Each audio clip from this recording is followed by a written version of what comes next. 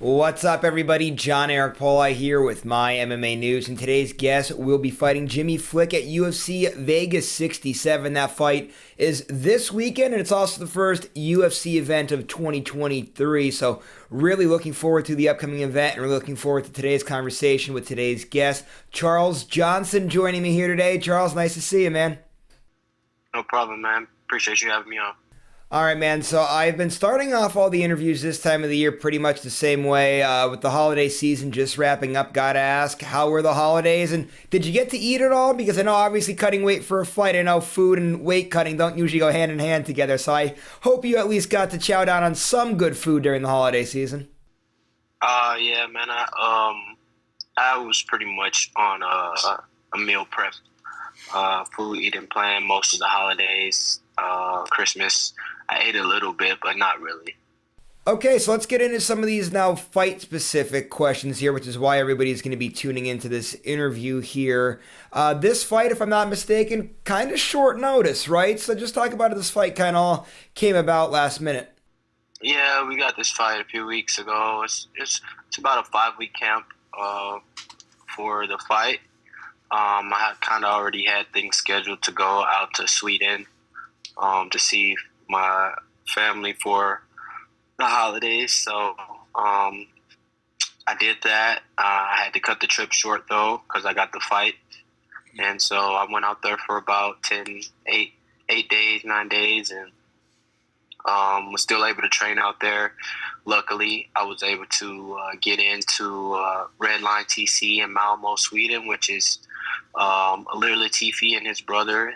They're like owner and co-owners of the gym, and another gentleman as well. So I was able to get in training with some good high level guys out there while I was in Sweden, and just maintain a somewhat of a camp through the holidays because it's always pretty difficult to train in the holidays.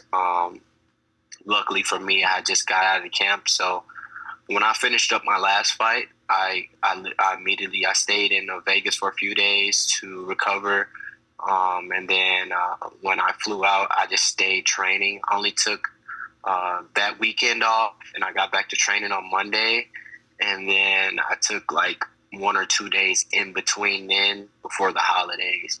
So I pretty much didn't take a break after my last fight, so I was still in pretty good shape. Okay, so I know I said last minute. That's not really last minute. It was 5 weeks, but still nonetheless kind of a short training camp, you could say there, that you only had those few weeks notice. And like you were saying, right, you were in Sweden, you were at the PI. A lot of moving parts in the last 5 weeks here. So just talk about training camp a little bit and kind of how that was and how you were able to utilize all those different places in this short period of time to get a full, really good training camp. I mean, it's always difficult when you put in traveling, but for me, I'm pretty much just make it happen, whatever I need to do to continue to train. I factor in the days that I'm going to travel for rest days. The other days that I would normally rest, I do something. So, holidays is just always difficult because you don't know what's going to be open, who's going to be available. So, at the end of the day, for me, fighting is very much a team sport, but it's the individual. You have to maintain yourself when you're not able to get into practices and drill with other people. You have to be able to maintain that work ethic and whatever you need to do to prepare to fight. Because at the end of the day, it's you and they're fighting, with your team. So for me, training in different spots. I love training at the PI. I've been there about 3 times now in between fight camps. With 2 fights I had, and I was also there for my brother Joaquin Buckley's fight in December. So I trained for that week while I was there with him at the PI and just getting recovery. That was shortly after my fight, 2 weeks after my fight. So I just try to take advantage of all these resources I never had before I was in the UFC. I've been trying to take advantage of those and just maintain what I've always done. All right, so now let's talk about your opponent, Jimmy Flick. I know he has a pretty big following there. He's coming back. It'd be nice to see him back. Obviously, you want to take care of business and spoil the return of him. But let's just talk about him as an opponent, kind of what you've seen out of him so far and what you're expecting on fight night. I think Jimmy's a good, tough fighter, man. He's always in the fight. You see many fights. Um, he may be down and he'll find a way to pull off a win. And so, I think that says a lot about his character, as a fighter and as a person. He fights with a chip on his shoulder, and I think that's very important in MMA. People lose their way or they lose that chip. So it's pretty important to have something to fight for or something pushing you outside of just wanting to fight. And so watching him and breaking down what he does, he's very good on the ground when he can pressure and put you back, and he knows what he wants to do. He's going to get to it. And so I think that he's a great opponent for me to go out there and just have a great fight with another guy willing to step in there and bring everything and seek a finish just like me and not run around the whole cage. I think he's going to bring the fight, and that's what excites me about this fight.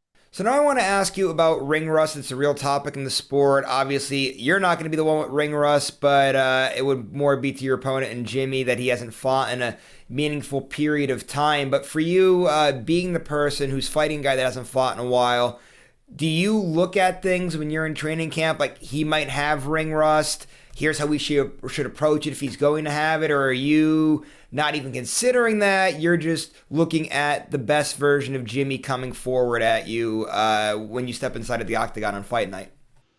Well, it's always the latter. That's always any championship-minded individual who competes at the highest level of sports. You always prepare for the best version of your opponent. You don't prepare for their worst day or what ifs, right? You prepare for what the best version of that person could be. And so that's always the mindset. But for me, honestly, I don't put any energy into that. I have too many other things on my mind that I want to focus on and prepare for a fight or and put my energy towards, as an individual. So wondering if someone's going to have ring rust is not something that I think about. And for you too, right? This is fight number 3 inside of the UFC. Just wondering what's like the comfortability here within the promotion, because for anybody, whenever you do something for the first time, it's stressful, it's chaotic, and it kind of gets better and better each time. Being now that's your third time, you've experienced it twice now, what it's like to make that walk to the octagon, what the fight week's like, what all the preparation that goes into a UFC event is like. Do you feel more relaxed, more comfortable now that you've done it a few times as you make now your third walk? Yeah, for sure. And I wouldn't, if I would equate it to anything, it's like when you finally meet that girl that you really like, and at first you're trying to do everything right. That's kind of how I felt when I first walked into the UFC, my first fight, the whole experience and everything. I was trying to be myself most genuinely and organically, but also I wanted to show the best version of myself to everyone, right? I wanted to make great first impressions. And my first fight, I was just kind of too lax in there, and just never really got going. And so my second fight, I'm very thankful that it was in the Apex. And it was in a setting that was very comfortable, familiar to me, and I was much more familiar with the UFC staff.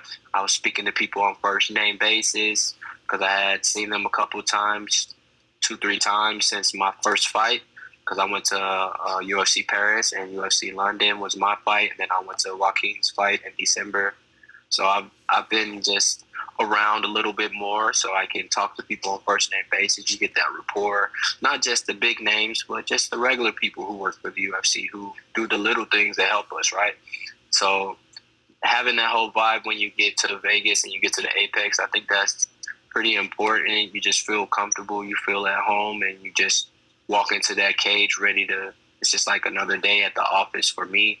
I'm very excited about that because my last experience from arriving there, everything was about the fight, not like in a big venue where it's a lot of other things going on. At the Apex, we went from hotel to the venue at the Apex, and I'm just like, I got my own room, I'm focused, I'm warming up, and it's about that fight, and I really like that.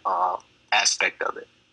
Okay, so I do want to wrap it up now. A few other topics that I have to ask you about, one of which still fight related here. I found it pretty interesting. I saw you did a lot of boxing matches in your career, and a lot of those happened pretty recently within the last few years there. And ever since you went to boxing and kind of came back, record 5-1. So I was just curious, kind of a two-part question here.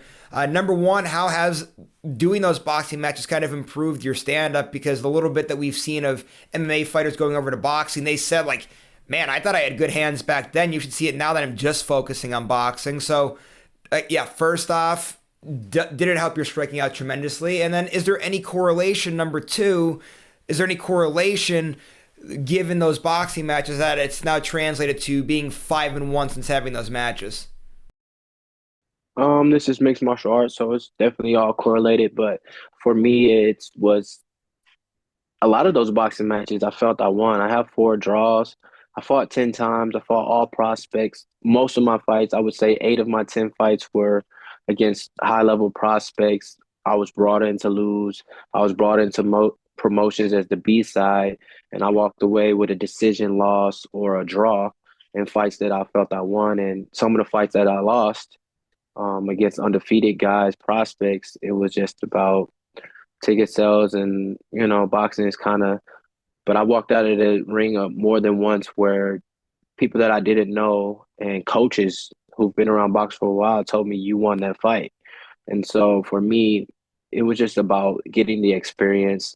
And I always loved boxing growing up. So getting that experience was very vital to me. I'm the type of person if I'm going to be doing, I want to ingratiate myself into all of whatever I'm doing. So if I want to learn how to throw my hands properly, I'm gonna go to a boxing gym and box.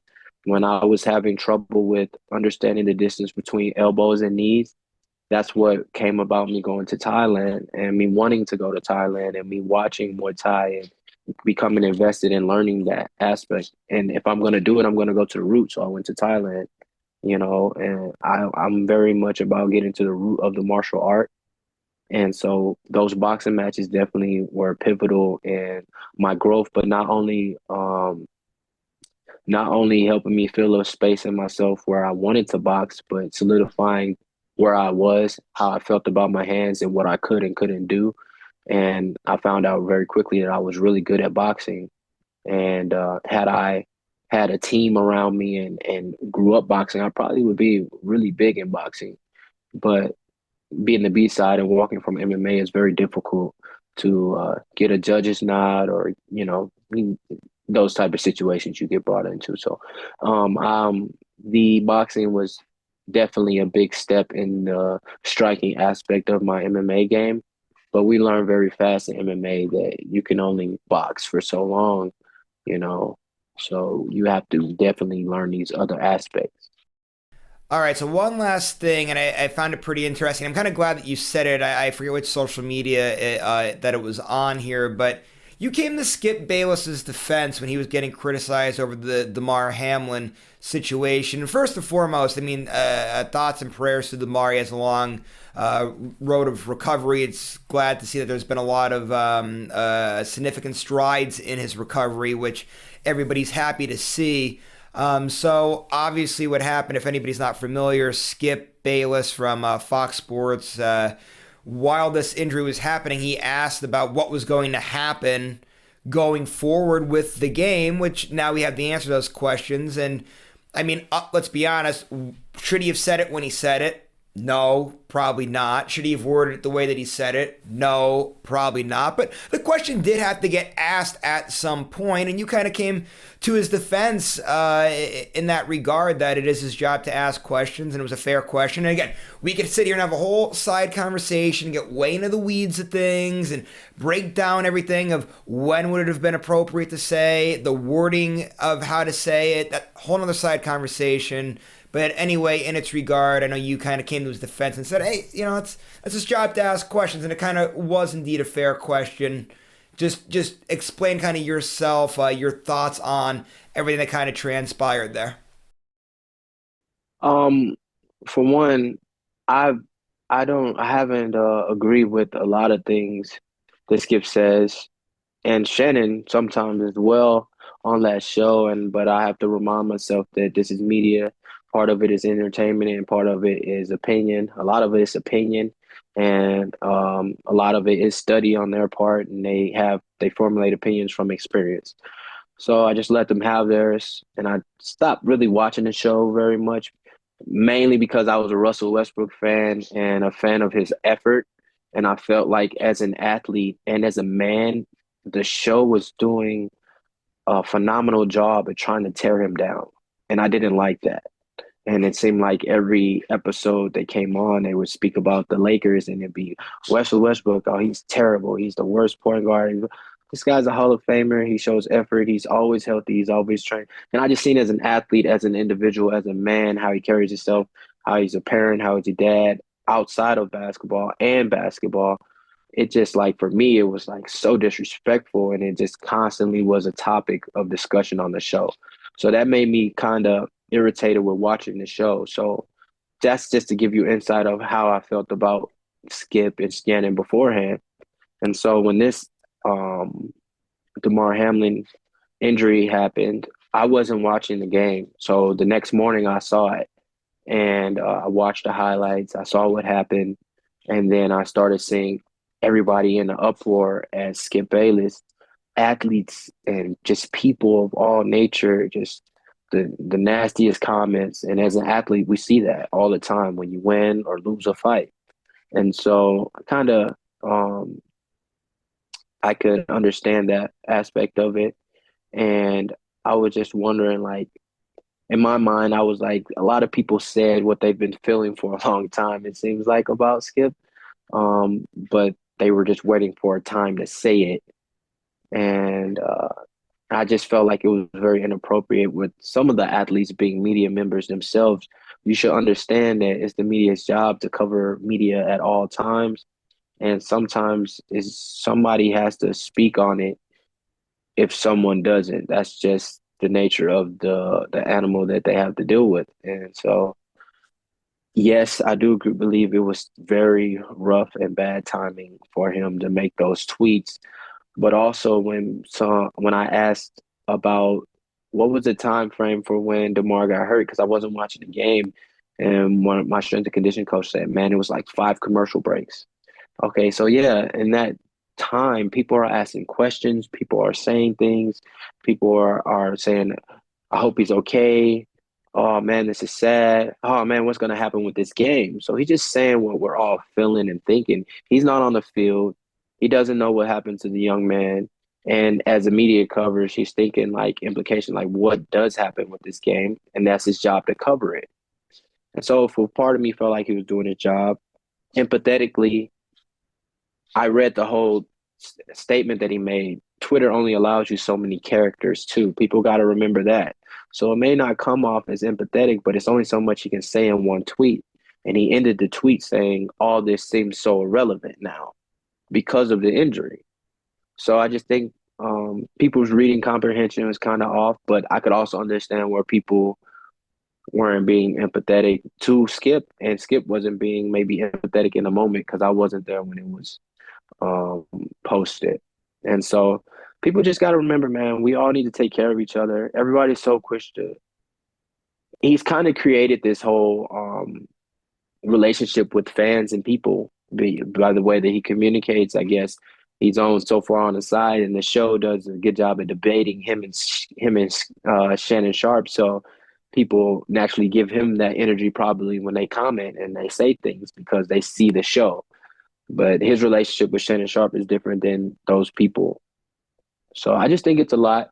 Like you said, it's a lot in one box, but people just got to remember that to take care of each other and try to be just more empathetic about things and understanding, because understanding is really what love is.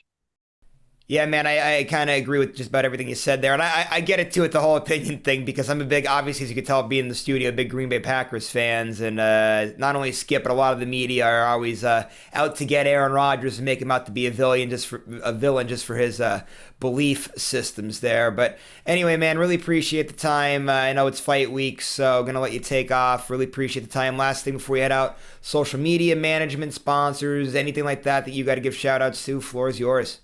No, I just want to say shout out to the G Squad and everybody who supports me. I appreciate everyone from all places. You know, I got people in Europe, I got people in Thailand, I got people in the Americas, South America. It's just amazing how many people I'm coming across who support me genuinely, who care for me, and what I'm trying to build for myself and my family. I want to say thank you to my team and thank you to you for having me on. I really appreciate the time. Yeah, man, no problem at all. Like I said, I really appreciate the time. It was great having you on the program, and hopefully we'll be able to talk again soon here in the future. So again, thanks again, man. I'm gonna let you take off. Just before I head out, I want to remind all the viewers today, if you like today's interview, please go to the bottom. Make sure to give this video a thumbs up. Don't forget to subscribe to this YouTube channel if you haven't done so already, and keep checking out MyMMANews.com for all of our great stuff. Also, go to our social media pages, give us a like and a follow on there as well. We'll see you later, everybody.